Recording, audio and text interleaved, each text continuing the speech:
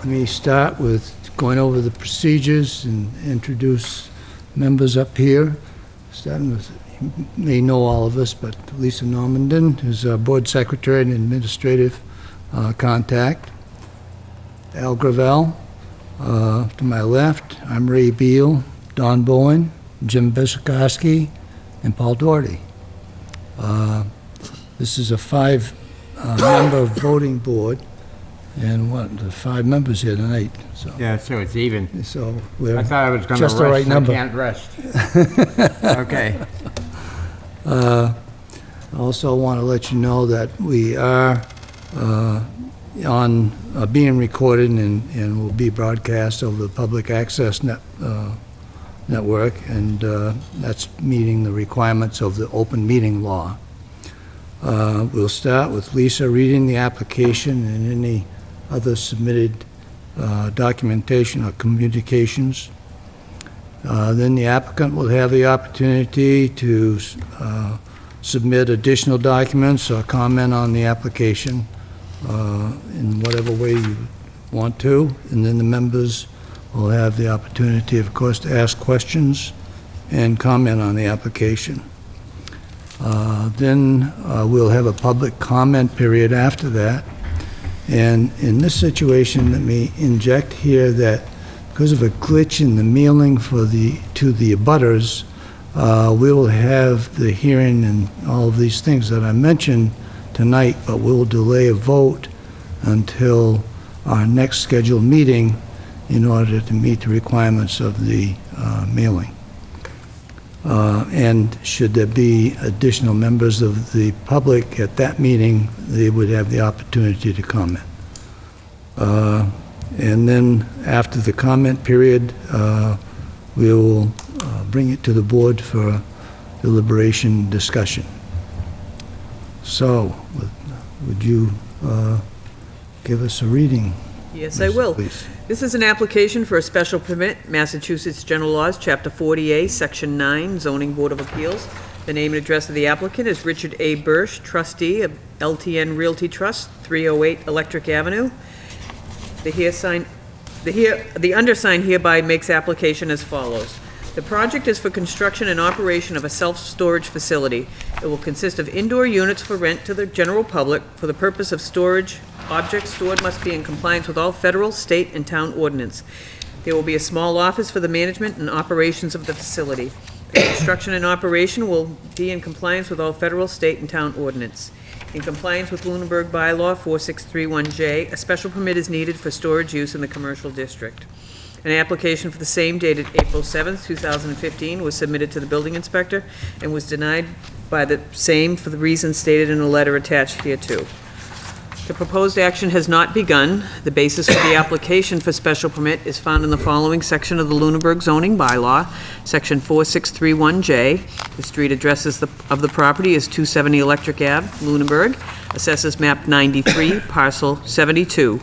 The name and address of each holder of legal title to the land which is the subject of this case is Richard A. Bursch, trustee, LTN Realty Trust, 308 Electric Avenue in Lunenburg.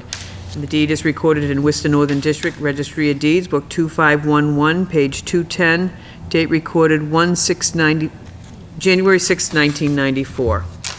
If the undersigned has any knowledge of a prior appeal, application, or petition concerning the land or building involved in this case, describe the case and the dates involved.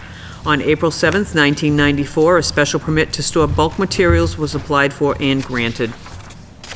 The special permit questions are answered in length, and I will read them.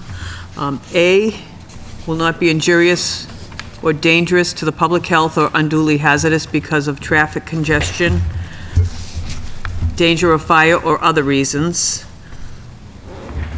B, will not have a material adverse effect on the value of land and buildings in the neighborhood or on the amenities of the neighborhood.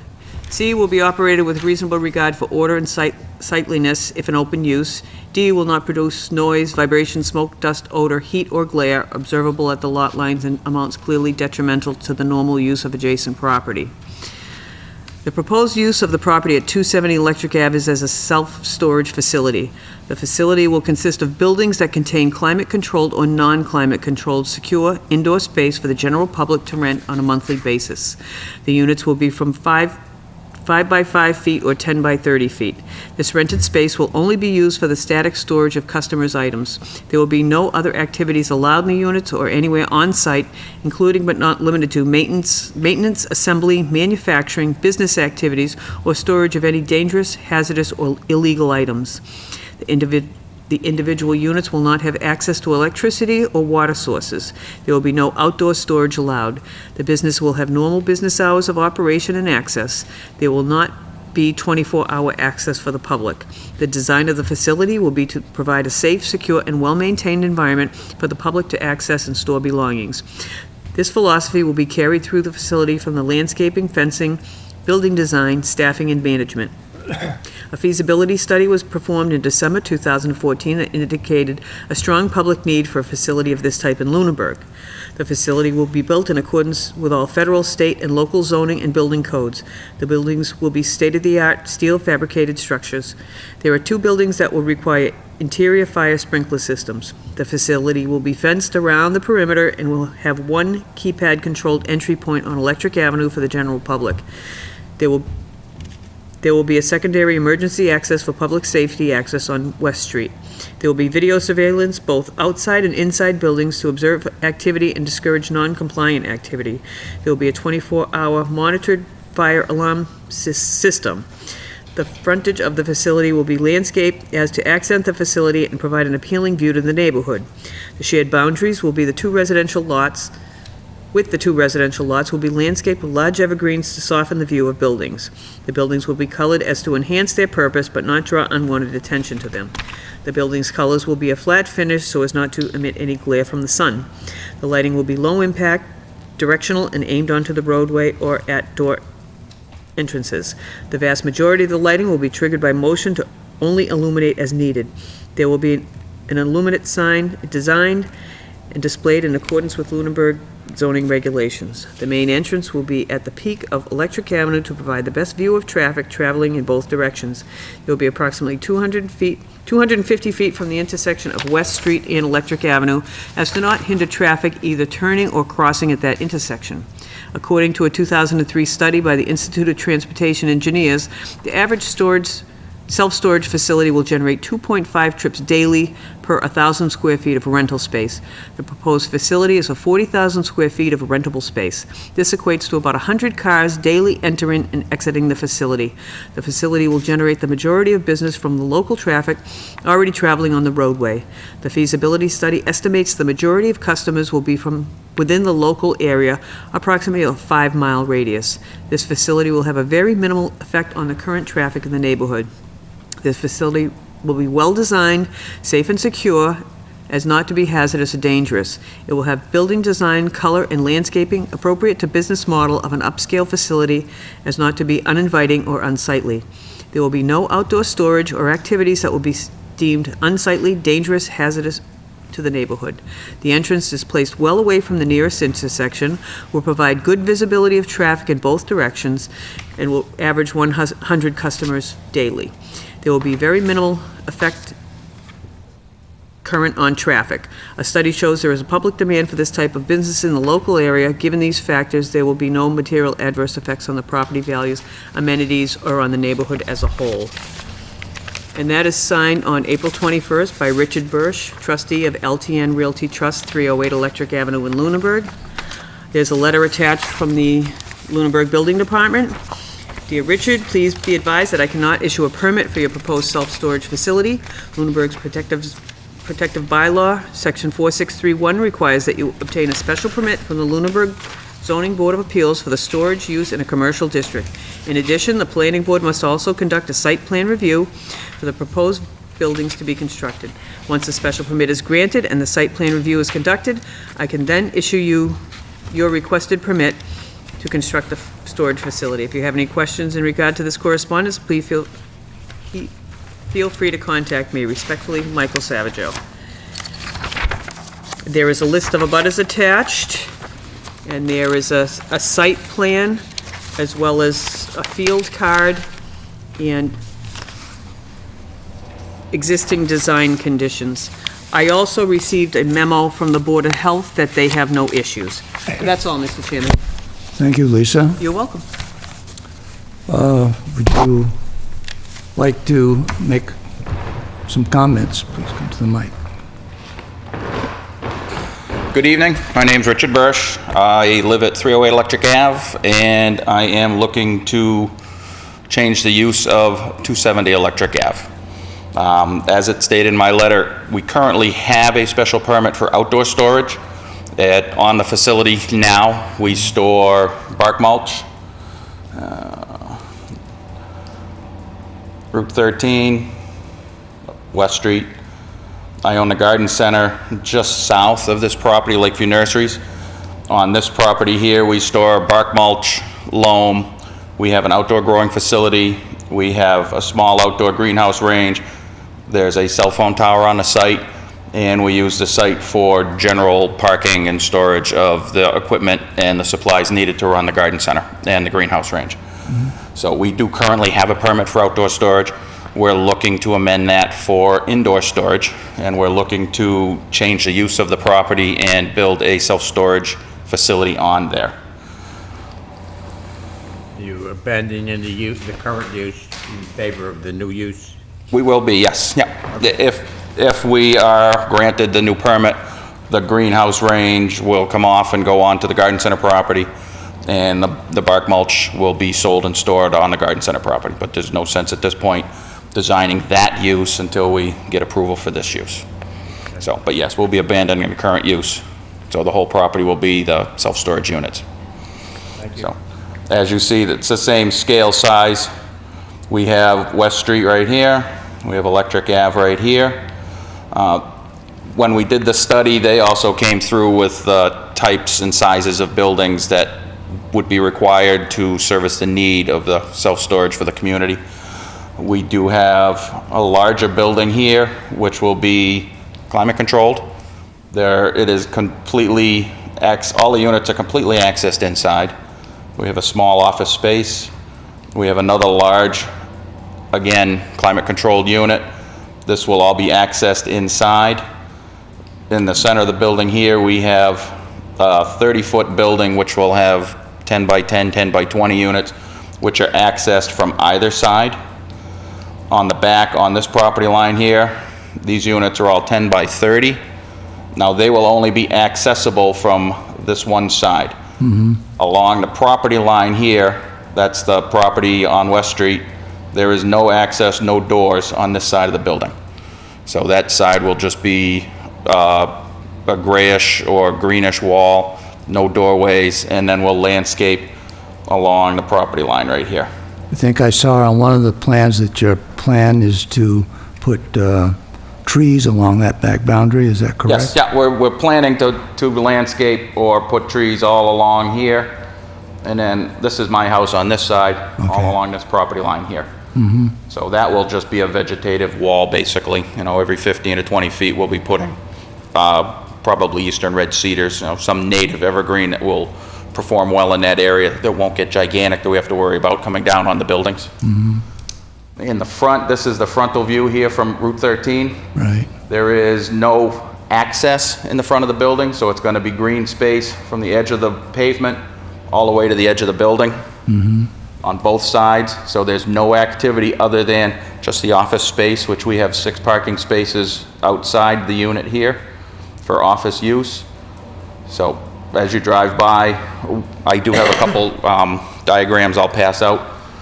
I intend for the facade of the front here to just be 3 or 4 facade doors, and then a 30-foot landscape bed, a few more doors, a 30-foot landscape bed, so that somebody driving by, casually observing, can tell that it is a self-storage facility, but it's not just a row of doors. You know, it will be a few doors with a nice, good-sized landscape garden continuing throughout the whole drive-by, because this is a 550-foot frontage.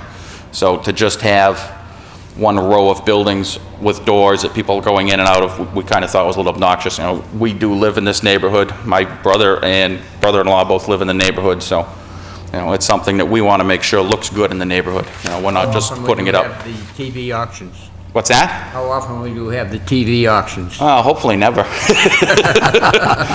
That means you don't have paying customers, so we don't want that to happen. I get to watch them frequently, I could actually go there. Yep. Yeah, well, hopefully, we're trying to design a little bit more upscale so that you don't get people just kind of dropping stuff off and never paying again, and they're gone. Am I correct in thinking that those two larger buildings are the ones that are sprinkled? I think I remember. Yes, these two here by code need to be sprinkled. They're about 19,000 square feet. So by code, they do have to have active sprinkler systems in them. These buildings here are 6,600, and this one here is about 4,200. So those by code do not need fire sprinklers. So they are single-story steel prefab buildings.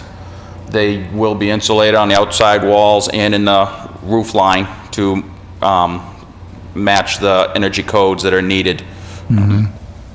How tall are they? The way we've designed the two big buildings here, they're going to be pitched roofs. So the front wall out here, those start at 10'4", and it's a quarter pitch going back, so the backs are 12'7".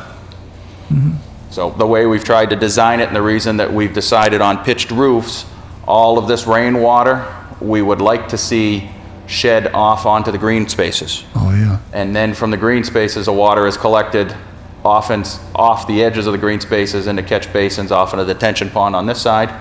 And again, it's collected down at the bottom here in a catch basin and off into the catch basin here.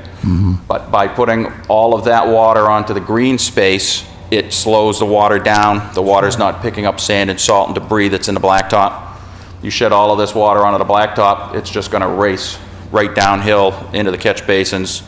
The catch basins are designed to accommodate the flow, but it is cleaner having them go over the green spaces and going through the catch basins. Sure. So we have taken that, the stormwater, into great consideration in designing this. These back buildings here are pitched, again, off to the left, so they're not going to be running onto the blacktop. They'll be running off into the green space. That'll run into that one. This will run down into the catch basin. So we've really tried to put quite a bit of emphasis into the best possible solution for the stormwater. Also, in doing that, it helps alleviate the safety problems in the winter with most of the facility's water running off, not onto the blacktop. You don't get anywhere near the ice buildup that you can get if the water's flowing off of the roofs onto the blacktops. Yeah. So we have tried to take that into consideration. In the winter, you'd use that open space for where you would do your plowing? You would Yes. put all the snow. Yeah. So these two buildings here, there's the doors are in the front. There's no doors in this cove here, no doors in this cove here. There's 10-foot space up along here and off in the back here. So we can push the snow. This is a 10-foot design holding space here before the fence.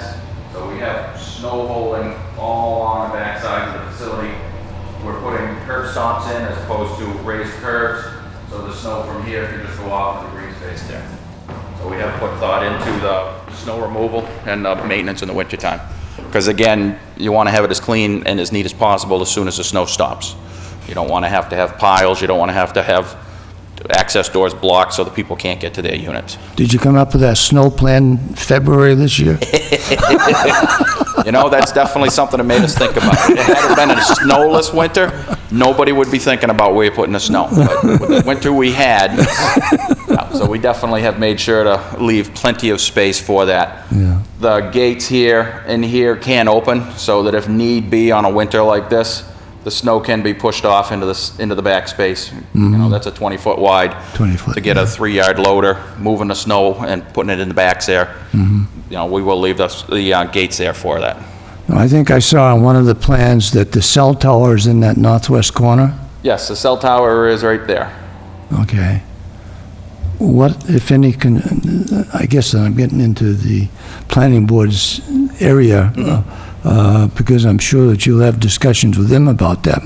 What about the height of that tower? Is that any risk to your buildings? Really shouldn't be. The towers themselves are made to fall in on themselves. Yeah. So I know that was an issue, especially with the property line. When the tower went in, it couldn't fall on the property, onto the adjacent property. Yeah. Could I ask you a question in that regard, since you have it and you must know an awful lot about towers? But as I drive about, not in Lunenburg, but I see towers that are roadside, that are 20 feet, and they sit right on the road, right by buildings, right at the base of buildings. Yep. Is it a Lunenburg thing that restricts? Is it a state thing? How do they get away with it, and how come there are restrictions? Can you answer that question in general? In general, when this site was permitted, it was permitted because the FCC came to, at that point in time, it was Metro PCS, said, you need a tower because you have a hole in coverage.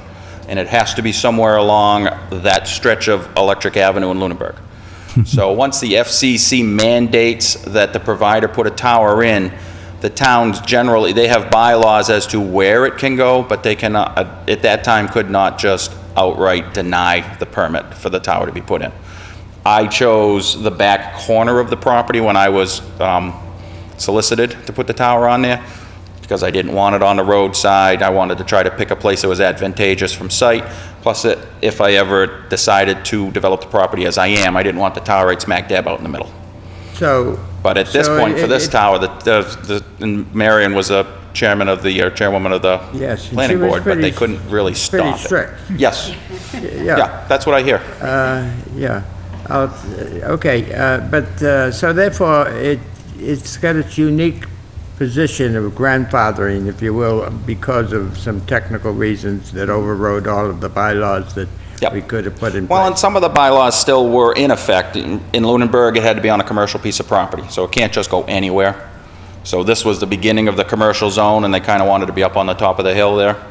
So this was it. Okay, thank you. I just wanted to understand it. Mm-hmm. Appreciate it. Yep. So, and there are structures inside the cell phone tower that houses all of their electronics, so yeah, they're pretty safe at this point. For security and entrance, the way we've designed it, you drive in here, the office space, there is a security gate right there between the two buildings that will be keypad access only. So we're planning to run the facility and have people on site 7 a.m. to 9 p.m. We don't want people overnight, 24-hour access. Generally, if somebody's in there at 2 a.m., you probably don't want them in there at 2 a.m. So at the designated time, the keypads deactivate. At that point, the only people that can get in are either management or EMS. Down here, this is another entrance here. This will be, again, keypad access only, but that will only be management and EMS. There will not be any public access from West Street. So when somebody rents a unit, they will be given a keypad They'll be code? given an individual code, yes, so we can track when they've come, because you have to keep keypad in, keypad out. So we can track when they've come in, when they've left. To enter the buildings, they would have to enter their key code, so we can tell what building they went in, how long they were in there for. And again, it's individual, so if somebody doesn't pay, we can set the computer, after 10 days, their account's delinquent, their access code's gone, they can't get back in. When you get to your Then we office. get to, you make them on Sunday after lunch. Yep. Yeah, so that definitely helps limit the security inside. There will be a security fence along this access here, here, here, you know, using the buildings as part of the security, and then along West Street to this corner. So again, from the front, there's no fence, no, you know, you just have the 30-foot gate in here. So it really doesn't take away at all from the landscape and the view as you're driving by down to this point here. This is where the first fence will start. We have already spoken with Lunenburg Fire Department. They have requested a fire hydrant at this entrance, so that when they come in, they can drop their line, drive up, hook up to the sprinkler outlets here if they need to add water to the building, depending on if the building, how much water they need in there. We also checked with the water district. This was a much better spot to be hooking up the fire hydrant and the sprinkler lines up into the building here, rather than trying to come across Electric Avenue, because it's all ledge up there. So we'd have to blast or jackhammer our way across Electric Ave and then into the buildings.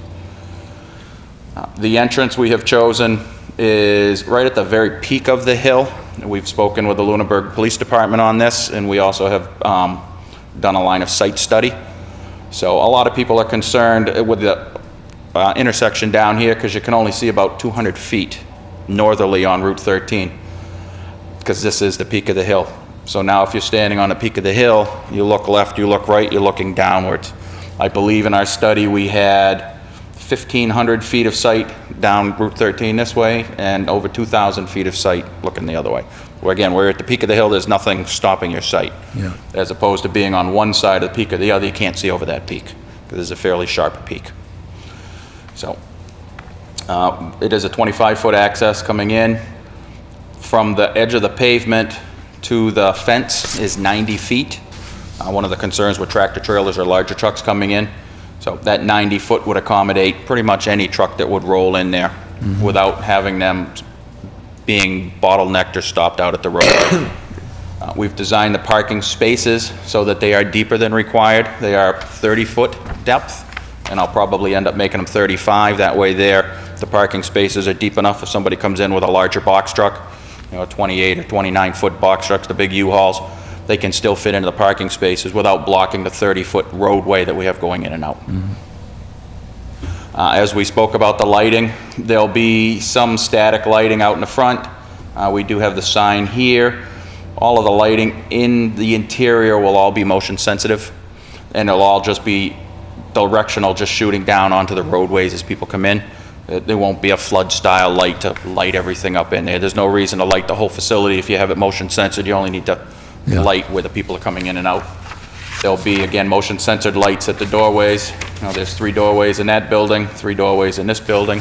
And of course, all the interior lighting will be motion sensitive as well. We're gonna spec out high efficiency LED lighting, so for longevity and energy efficiency. So the only lighting and activity will be right in through here. You won't be able to see any activity from this property here, or the road. You just have little glimpse in the 30-foot, a little glimpse up in here, a little glimpse there, but all of the activity is contained inside the buildings, or inside the perimeter of the buildings. You're not gonna see, activity from the outside or from the neighborhood. Then again, it's not 24 hours, so you won't have the lights coming on at night unless, a dog is in there or the police have to go in or something like that. But would you shine your light on the length of West Street from beginning to end?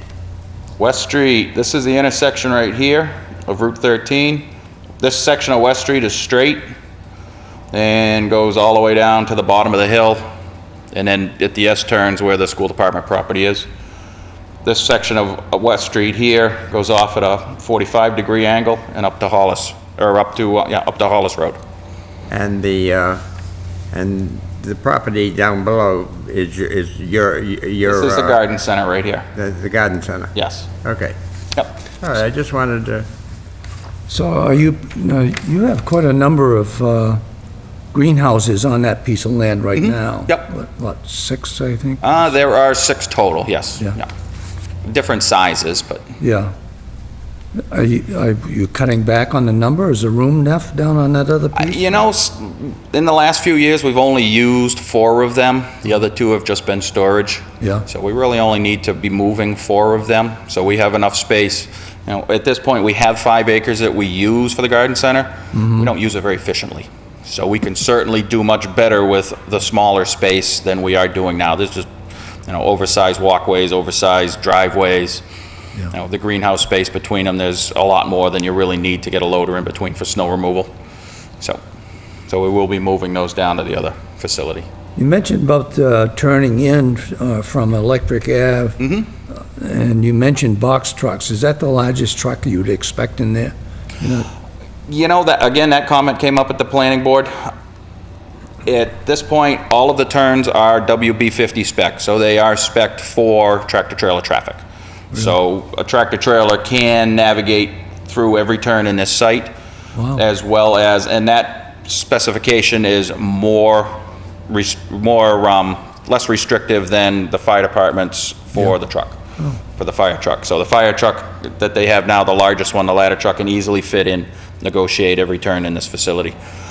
If somebody was to move and had a tractor trailer of material or personal items they were looking to store, generally they would be contracting for a space first. Yeah. In that case, we would work with them to set up a time, if they had a tractor trailer, They certainly could come in this way. We would probably recommend they set a time and come in through this gate here. And that would just, it's a little bit easier getting in and out of that gate, or come in, make the turn to go out. But they would certainly be, you know, a large move like that would be something that would be scheduled. I wouldn't picture somebody coming in spur of the moment and asking, do you have space for my tractor trailer load of stuff? So, Probably a little but unlikely. we have taken into consideration up to tractor trailers. Yes. You know, and we do have the easement for the cell tower. We have to take that into consideration, because if they move their buildings, they move them by crane now. They're all prefab buildings, and they just bring them in with a big Hallamore crane and drop them on site. So we had to make sure that they could negotiate all the turns, get up in this dead end, turn around and come back. So we definitely have taken into consideration larger equipment. So the easement for that tower comes in from West Street? The easement for the tower comes in from West Street, yes. Yeah, and again, they'll have a code to get in. The cell tower contractors will have a code to get in from that site there. Sure. Right now, the power easement comes in overhead from here. We're gonna take and bury the power, the cable, and the telephone, and conduits up the property line. Could I ask a question? Sure. Is that passive storage or active storage? And then when you say active storage, then does it get into the point of high-level air conditioning, freezers and so forth? Conceptually, what would happen? You know, I guess I wouldn't know the definition between passive and active storage. Well, I don't heat it, and in the summer it gets pretty warm in there, and I Yep. don't mind. And So the two I'm not larger going in the buildings. winter. So if, under that definition, the two larger buildings are gonna be active storage. They will be heated to 50 degrees, and they will be cooled to 80 degrees. So there's full HVAC systems in both of the two larger buildings. The smaller buildings are just like an outside garage. Yeah, okay. Yeah, there's no, it's just watertight, there's no insulation, there's no heat, there's no AC. There is also no access to any electricity, no outlets, no water faucets, no spigots, you know, as little as possible to give somebody the opportunity to do more than they should be doing. Truly passive storage. The rest will be, yeah, well, in my consideration, passive means you just put your stuff there, you leave it, and you come back for it. So in that definition, yes, it's all passive storage. You come in, you leave your belongings, you pick them up, and you take them out. You know, there's no assembly, there's no painting, there's no maintenance. You know, if somebody was to put a car in there or a boat, now, in the lease, it states they have to be registered, they have to be insured, it can't be stored with more than an eighth of a tank of gas. There's no working on it. It comes in and leaves in the same condition. And it can't be brought in a tow truck. It has to be driven in as it was made to go down the road. So we're not looking to have somebody storing a 1952 junk Corvette or... You get all of that is in here? What's that? All of that written in here in the permit?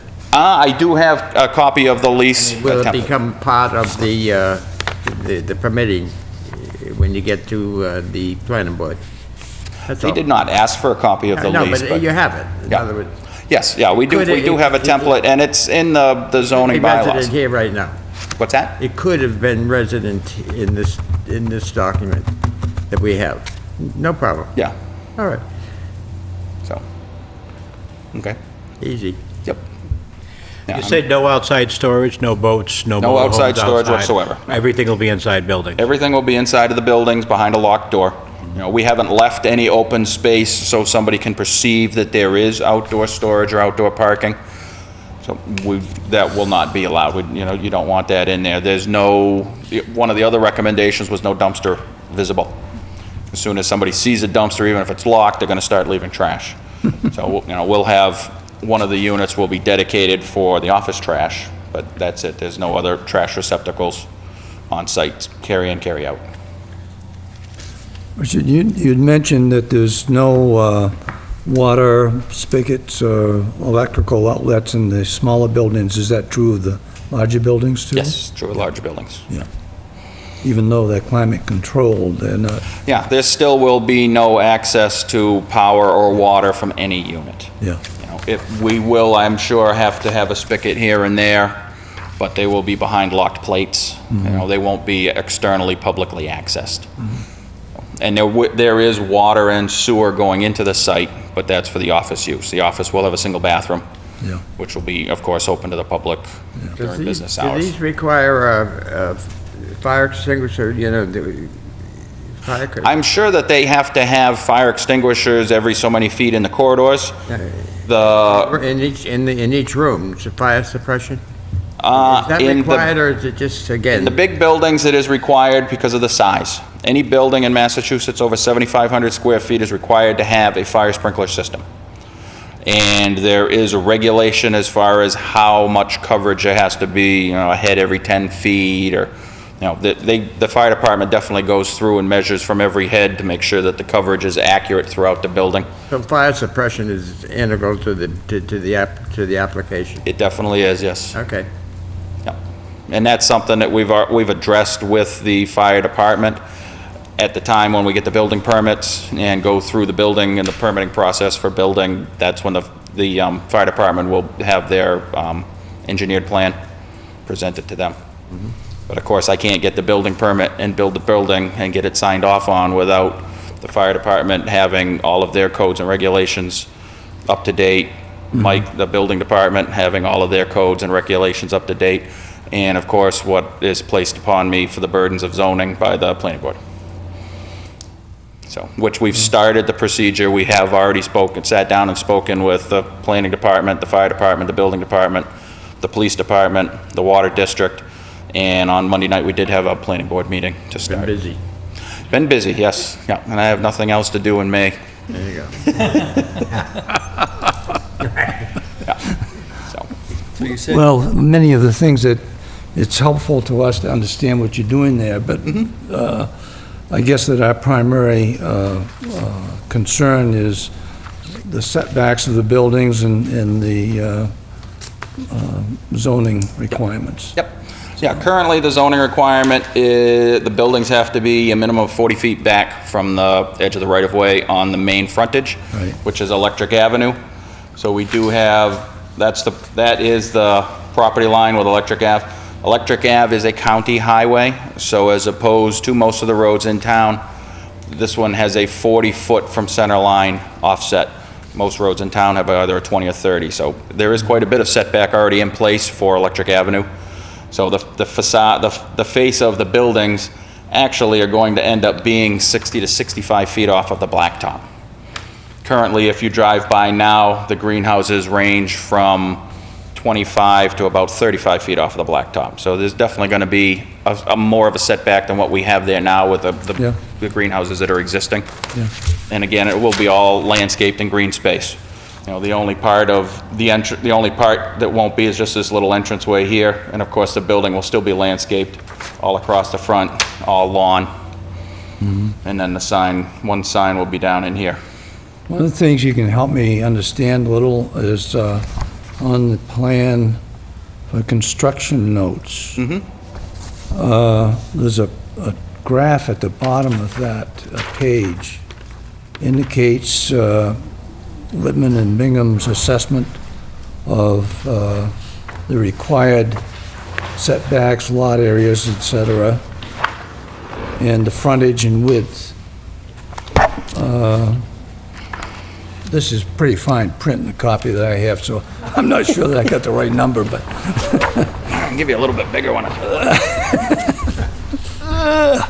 thank you. I apologize, we did update the plan a bit from the original submission. The original submission had driveways all around the front, so we decided to get rid of all of the driveways and access to the building in the front.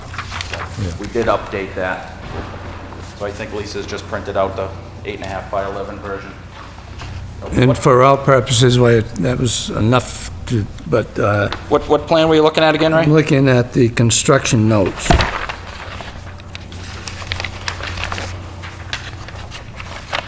Which is summarizes at the bottom of that page, the zoning requirements in the commercial district, and that's being provided on this plan.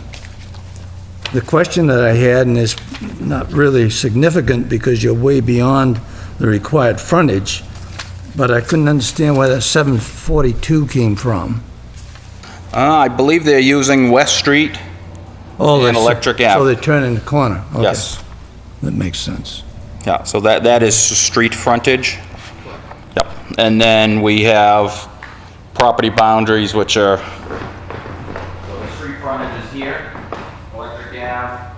West Street. Okay, This is a property bound with this lot. yeah, This is a property bound with my. yeah. And those are residential district, Yes, now the commercial district ends right here. yeah. Saw that on the zoning map. And what about the lot width? I The thought that lot was width, I think, was about 502. 250 feet. That's and it- required, but the lot width shows here provided 502, and I didn't see where that was coming from. I didn't see it was that wide. Not that it makes any difference, 'cause it's well over the I think 150. that would be a long Oak Ave. Yeah, the lot is basically, 13, brother. What's that? Right. so the width of the property is roughly 550 feet this way, Okay, 250 feet. okay, yeah, So you did this from the front setback, okay. But yeah, so roughly this edge here to this corner, this is 550. This is about 250. okay. So it does exceed the lot. By a wide margin, but I was curious Yeah. as where it came from. Actually, it shows that all on this drawing. I don't know if you saw this one, right? It does show the 525 across the back of the lot.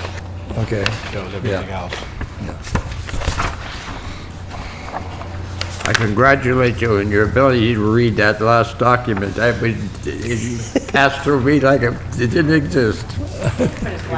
Tiny, tiny, tiny. Since you're going over the setbacks, would you just do the setbacks from the residential property? All right, the residential setbacks are 20 feet. So it's 20 feet on the side, 20 feet on the rear, 20 feet on the West Street side, 40 feet on the Electric Ave, because that's considered a frontage.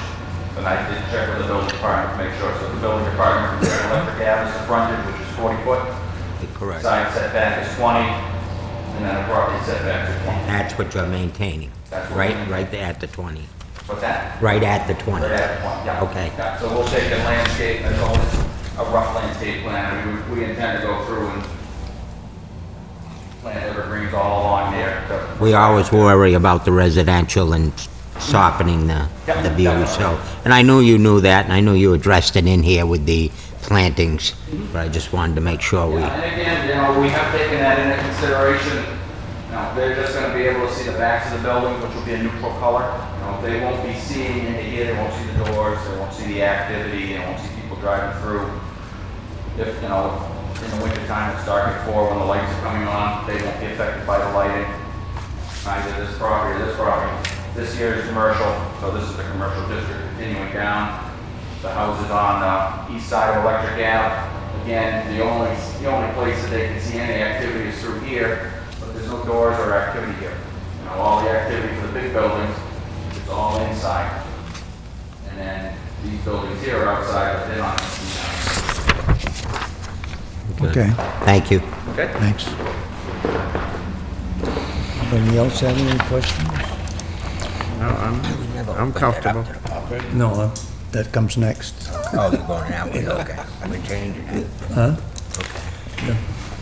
So you were anticipating one person on duty, so to speak, during the daytime, and that's Yep. that's it? Yep. Yep, they're really, it's considered a low-volume business. You know, you really don't have, I thought the standard that they had set out at 2.5 people per 1,000 square feet was extremely high.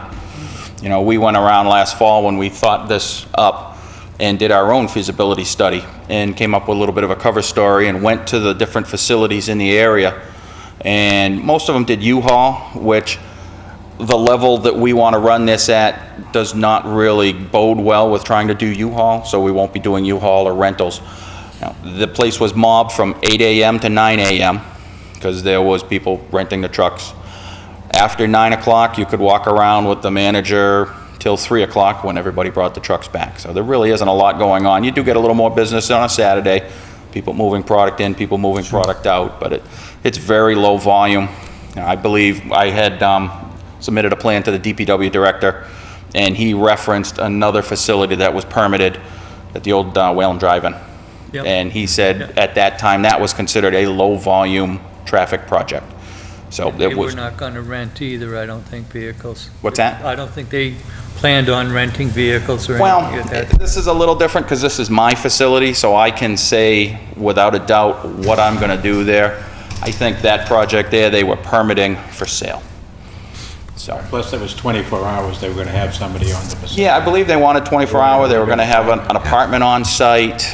In doing our research, you don't really necessarily want 24-hour access. You know, somebody that wants to be in there at 2 a.m., maybe you don't want that person, you know, that type of person that's in there at 2 a.m.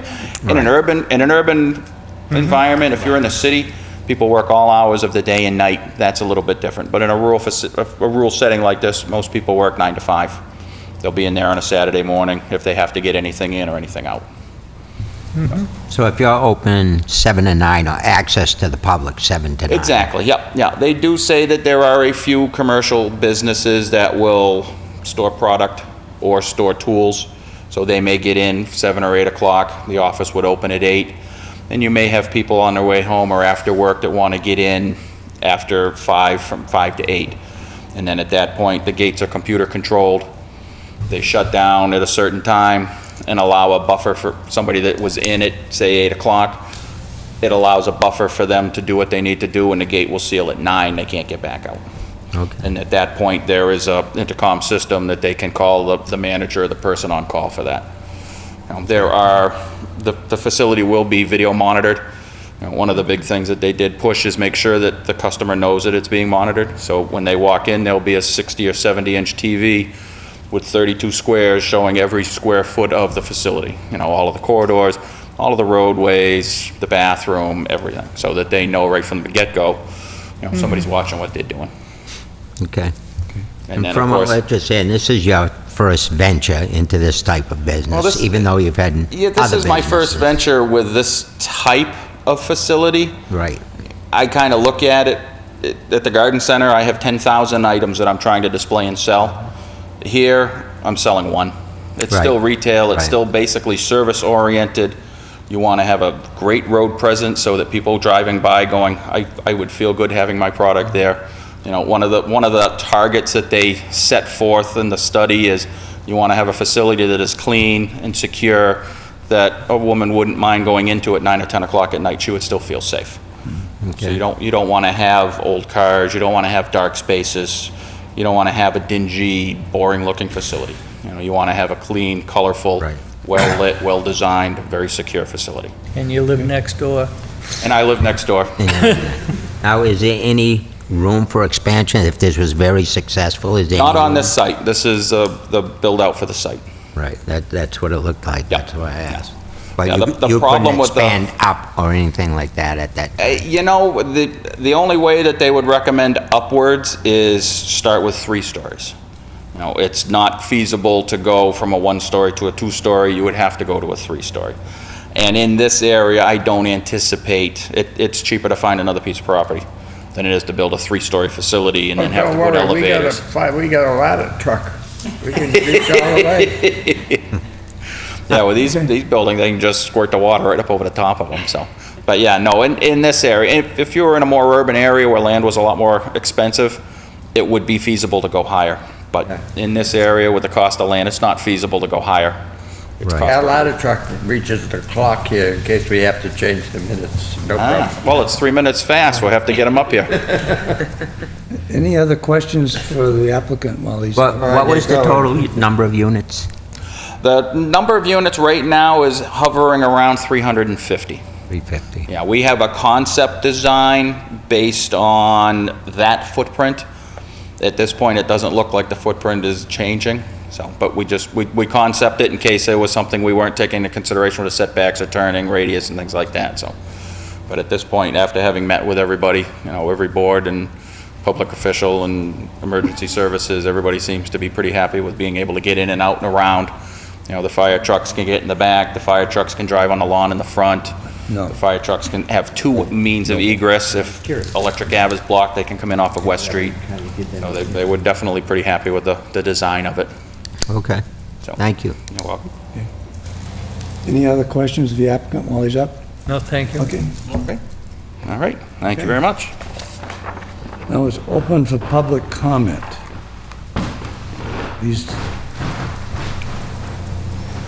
Anybody have something to say that they would like to address?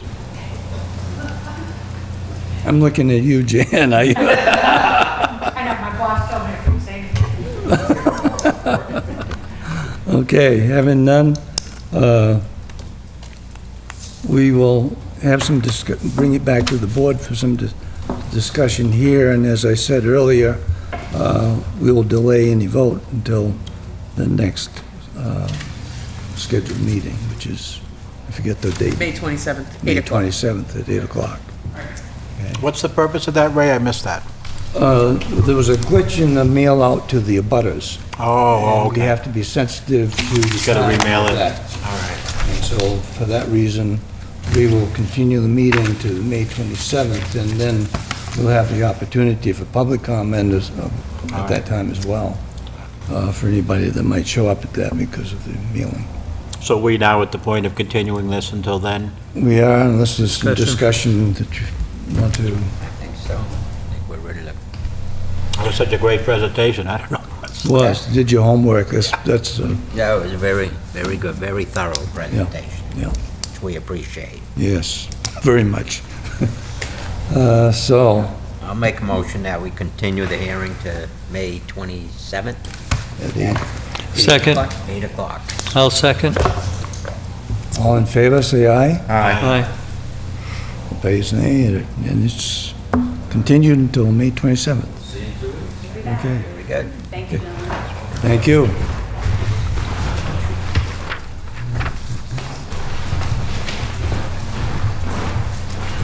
That's, no, the real one. He asked me if I wanted it back in May 27th. Thank you. Thank you, good night. Do we have anything else on the agenda, or Nope. then I'll make a motion that we adjourn for the evening? Second. Seems reasonable, Jim. Okay? Favor? Anybody's against it, I don't want to hear it. Should have brought the paperwork for the next hearing. I didn't even think of it. Do we want to go up here?